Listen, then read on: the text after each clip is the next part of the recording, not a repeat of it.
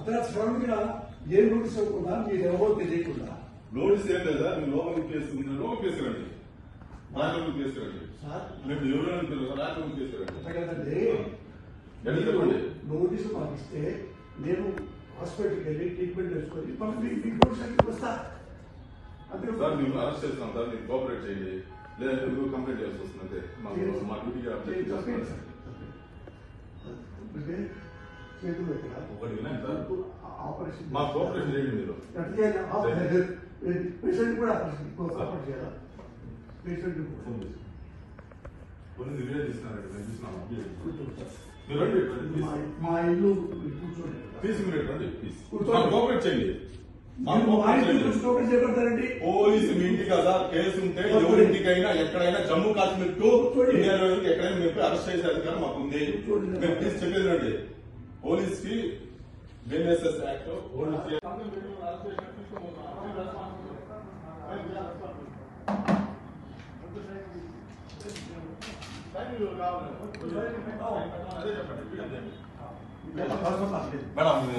పెట్టద్దమ్మా. Sir arrest చేస్తున్నాం madam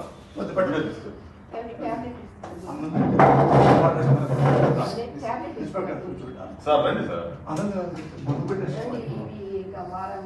మీ tabs అన్ని ఇవ్వండి మేడం మేడం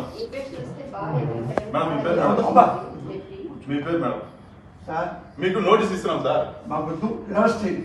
అరెస్ట్ చేస్తున్నాం నోటీస్ ఇస్తున్నాం నోటీస్ వద్దు నేను చేయవు. నోటీస్ నోటీస్ తీసుకోండి మేడం నోటీస్ తీసుకోండి మేడం తీసుకోండి.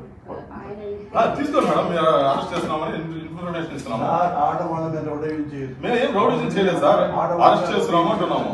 మేము మా ఆవిడ సొంతం అదే నూపుతా అంటున్నాం అదే మాకు మేము అందుకే ఉన్నాం.